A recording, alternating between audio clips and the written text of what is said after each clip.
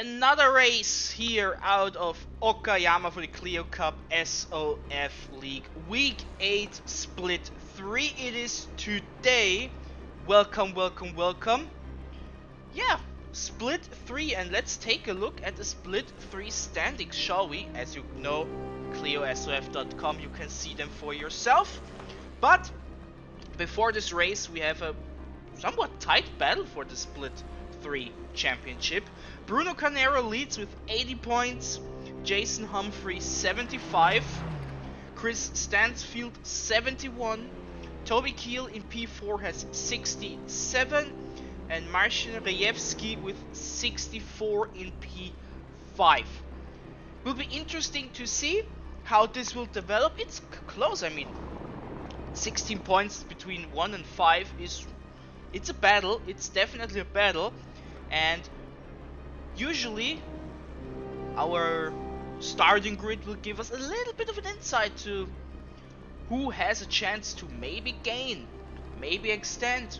We will see. One last thing, the last time we were here in Okayama we also had a Split 3, and that was won by Maddie Sinclair. That was my first SoF. Long time ago it seems, even though it was just last season. So yeah, let's see how the starting grid looks, and then we will be back at the start of the race.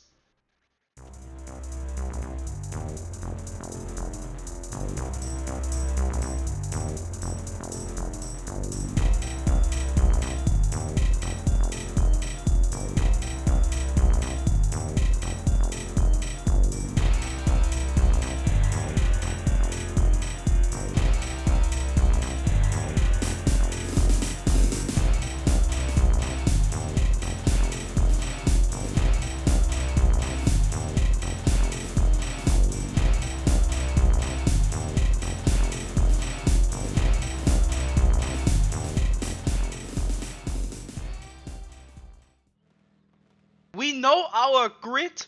Our Split 3 championship leader is on pole, so good conditions for him, and we are racing. Split 3, 1820 SoF. The trend continues, a high strength of field for a Split 3 race, of course. Into turn 1 for the first time. We have two of these Peppa Pig cars side by side. Oh my goodness, and we have 3 Orpingtons next. No, this is just 2 Orpingtons. Rejewski's car looked a bit similar at first because of the color scheme, but there are 3 Orpingtons in this race. Rejewski. First time into turn 4, Ewan Topley gets to the inside, and another one as well. This was Mark Innis, and Rejewski dropping down to P8 as a result. Yeah, a few new names, or at least names I am not familiar with, mostly further down the grid, but this is okay. If this is truly your first SoF, welcome. I hope you enjoy it. And Rejewski is still fine. He is dropping now another position against Jürgen Nagel, my fellow Austrian, but I try to be unbiased. So yeah, not a good start for Rejewski. Not a good start, and someone is going wide there. This is number 10. This was Jürgen Nagel. This is a prime opportunity to get the position back for Marcin Rejewski. That is indeed the case, and he is now back in 8th.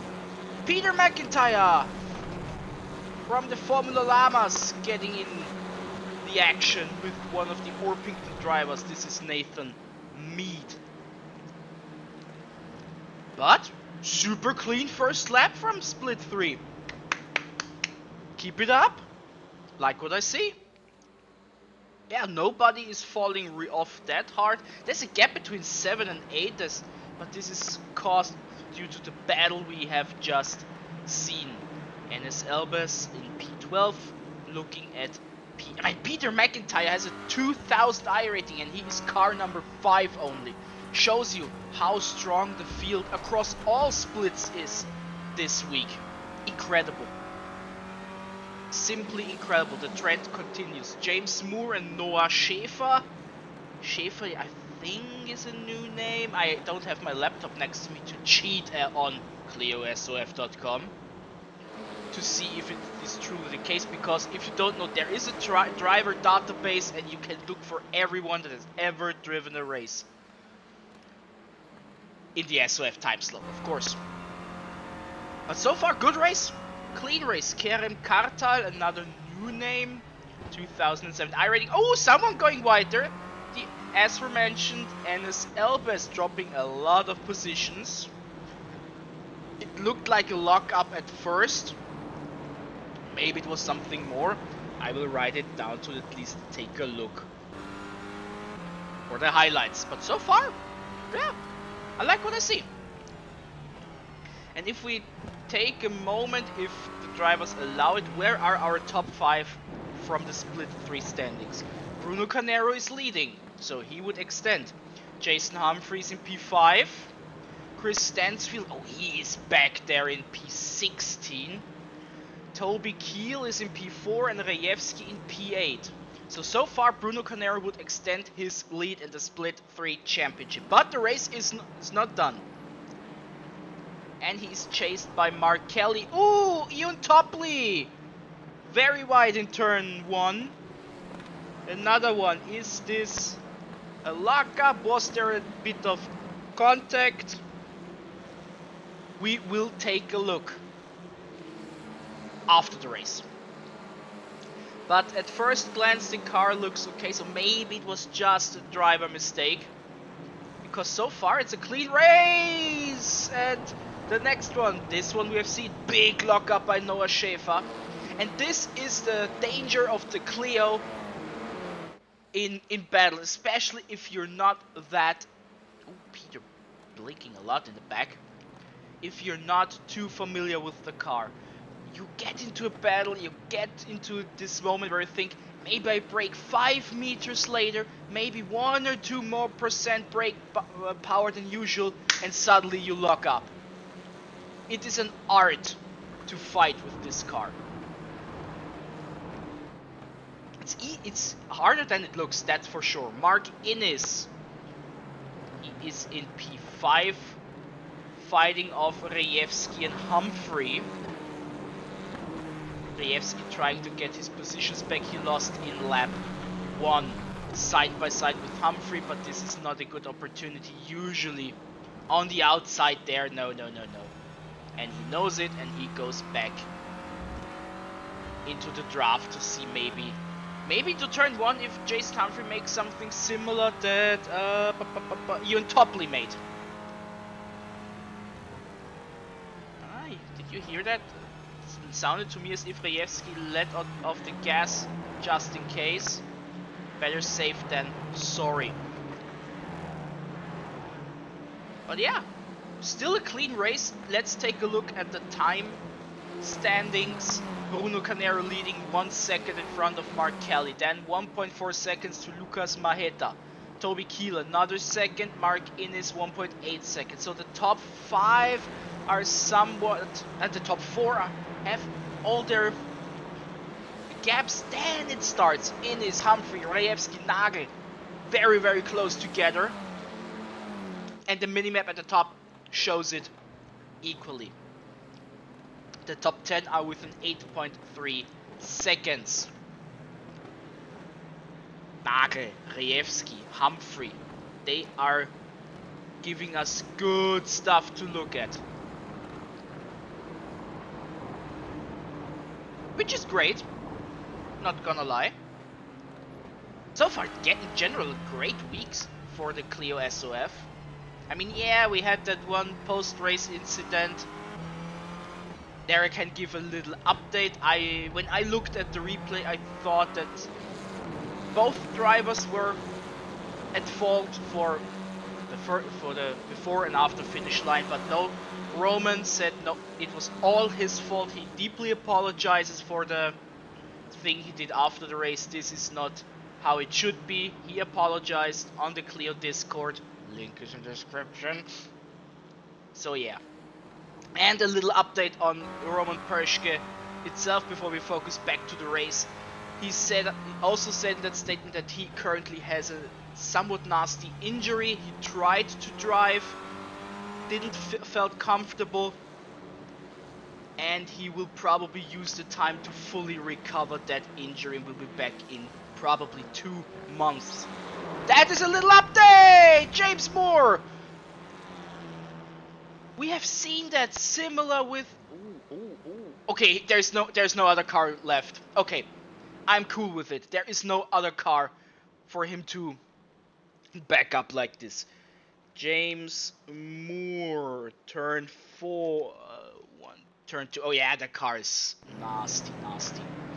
I don't know who the other driver was. This is Humphrey going wide, losing 2 positions, which is bad for him in terms of split 3 standings and great for Bruno Canero. As before the race, Humphrey is the chaser number 1. Chaser number 2 is in P15. So yeah, it looks good for Bruno Canero. But yeah, we have seen something similar from the looks of it in Split 2 with Isaac Mitchell and Gianluca Risa.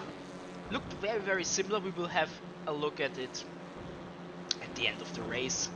And yeah, James Moore, he is still trying to get the car around, but you've seen it. The rear is damaged and it's not fun to drive. Nagel versus Rejewski. Mi dispiace molto. Poland versus Austria for P6. Matthew Swindlehurst, he is the last car in the top 10, attacking Nathan Mead, one of the Orpington drivers. And behind them with a second of a gap is Ewan Topley, who corrected me in how to pronunciate his name. Last week I said mostly Topley, because there's a wrestling move called Topi. So I think this is why I used that pronunciation. But oh, Elba's going wide again. But it is Topley. Ewan Topley. And if we take a look at the timetable, Mark Kelly and Lucas Maheta are really close together now. 0.4 seconds and now 0.8. They are too far apart for the program to focus on them, sadly. So we always have to indirectly watch that battle and how it develops with the minimap and with the timetable on the left, or the running time position standings and at the top. Swindlehurst chasing Nathan Mead, and meanwhile Nagel and Rejewski. Just by the amount of times you guys have been shown in this race, you'd probably deserve the thumbnail. Wouldn't you agree that we have seen the most out of these two this race? I would think so. What is the time? 4 minutes and 13 seconds. Swindlehurst trying it against Nathan Mead. He's to the inside, breaks a little bit later, and gets it done. Great move. Great move. He is now in P9, and Nathan Mead in P10. Oh, Rejewski going wide.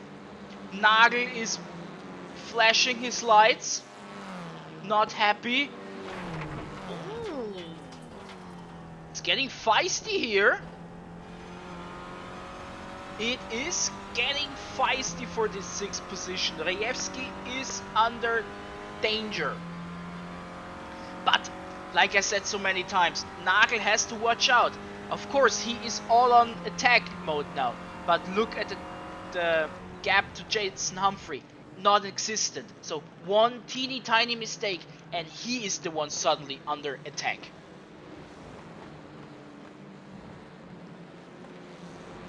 Also quite a bit of a battle there around P14.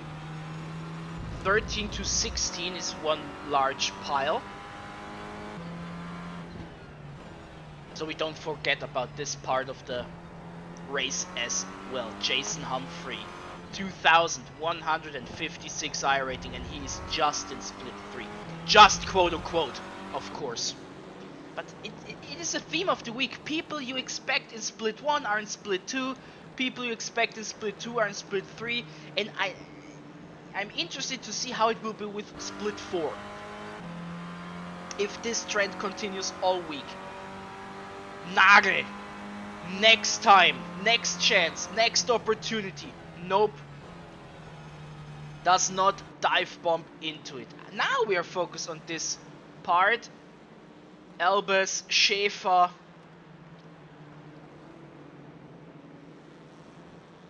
All clean? All clean.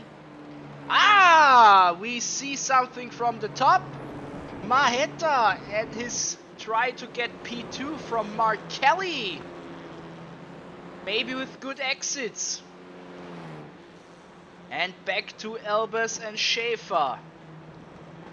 But the top three are existent. But look at the gap that has formed between Kelly and Cornero. 3.2 seconds. Maybe because he is now under attack. Maybe Mark Kelly made a mistake. You never know. 1.5 minutes left on the clock. Which means we are in the second to last lap. And the battle for P16 continues. P15, excuse me. Schäfer is in 16, he wants to get P15. And these three, Rejewski, Nagel and Humphrey, you are really prominent in this race. Who is not prominent at all? It is a theme. When the leader is too far away is Bruno Canero. We've seen him at the start and then this was basically it. Ah, there he is. He exists. He is not a Fata Morgana. Maheta to the inside. Last lap, turn 1. Good position. Prime opportunity. Locks a little bit up. And maybe... But this is not over. This is not over. We change back to Ewan Topley and Nathan Mead. We have to follow Kelly and Maheta at the timetable. And Toby Kiel now also somewhat getting close there. Maheta, Kelly, down to turn 4. Who breaks later? Who gets the corner better? Oh no, blink back. Okay. Maheta, great job. Great job, but now he has to defend down to turn 5. Turn 5 is a tricky one, but probably the best overtaking spot. And maybe Toby Kiel can also get a piece of Mark Kelly. Maybe. This looks good. Nah, Toby Kiel. Conservative, which is understandable. Maybe the risk is too high, but great move by Lucas Maheta. Getting P2, which as the number 9 car is a nice iRating gain, by the way. Just calling that out. And now it is all about not making any mistake. Kelly has no real place to overtake unless Maheta makes a mistake. But it is his position to lose at this stage of the race, which is about to end shortly. And Bruno Canero, another great race for him. He's also another driver you have to watch out for in the future. Congratulations. Maheta, great job in the final lap to get P2. Mark Kelly, Toby Kiel, Mark Innes, also good race. Rejewski, Nagel, Humphrey, the trio that has battled all race long. They're all coming over the finish line and we are just waiting for Norbert. Now it's... Oh! That was not so smart. May I say that? I just said it. Norbert, now if he's a German speaker, it's Norbert Wackles. Is it Wakels? I don't know. Would have to take a look at his nationality to guess. Oh wait, we are still waiting for James Moore. Are you right? He was not lapped. I thought for a moment that he was lapped, so I hope the replay is long enough for this. We had this problem last week in Donington. But most of them are returning to the pits. Always a nice picture. But hey, we get something from our leader and race winner as a result. As we wait out of respect, as I always say, for James Moore, because he finished the race after his rear bumper got destroyed. He did not quit, and this is reason enough for us to wait for him. Which is almost done anyway. But yeah, Bruno Canero, watch out for this Team Nacional driver. He's a good one. He's on the rise, and here he is, James Moore. Unlucky race for him. Like I said, we will take a look at the incident that caused him to drop down to last. But these are the top 10 from Canero to Topley. It was a good race. It was a good split 3 race, I have to say. I hope you enjoyed it as well, but we are not done yet. We jump to the standings and then to the replays, and then we still have one more race to cover tomorrow. But first things first, next stop are the standings.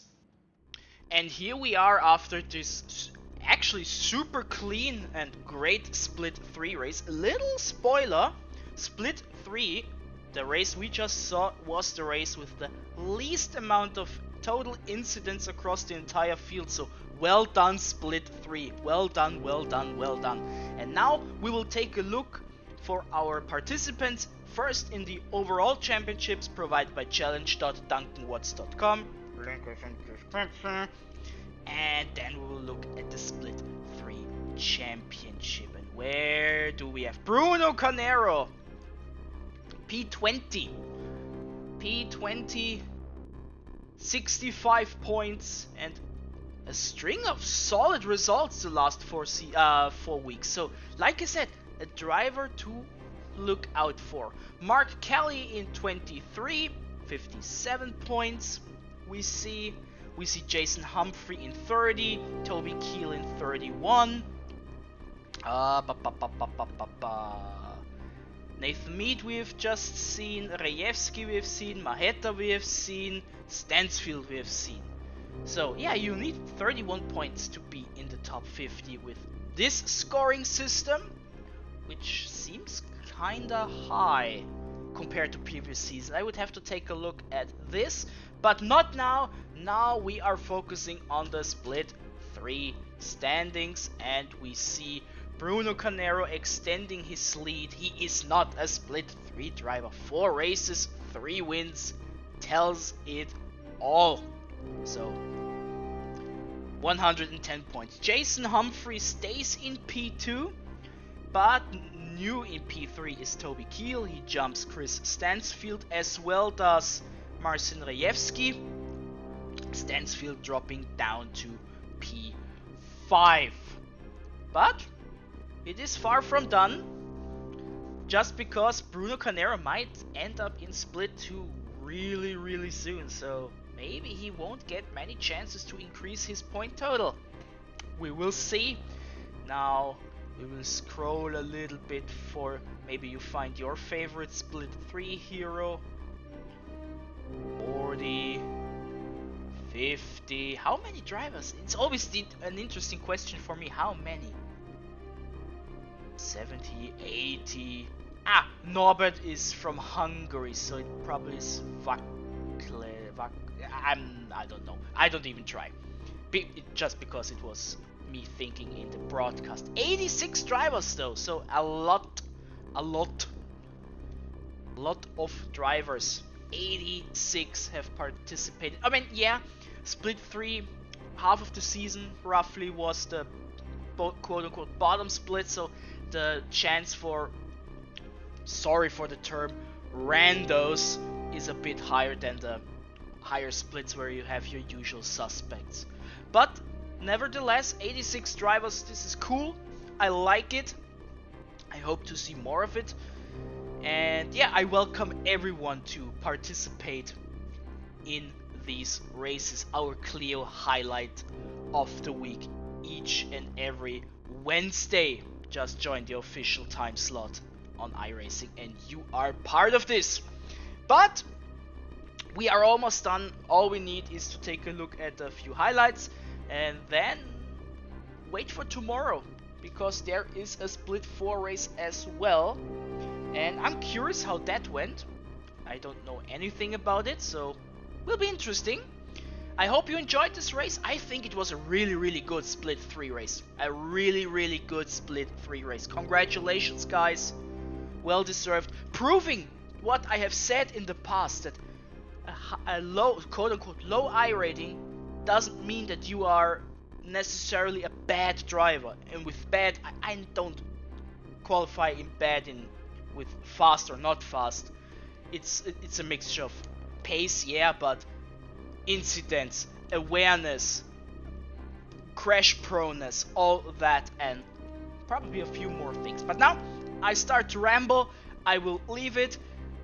Here are the highlights. I see you tomorrow for split 3. Goodbye. Split 4. See? This happens when you start to rush suddenly. Yeah. Tomorrow split 4. Now replays. Goodbye.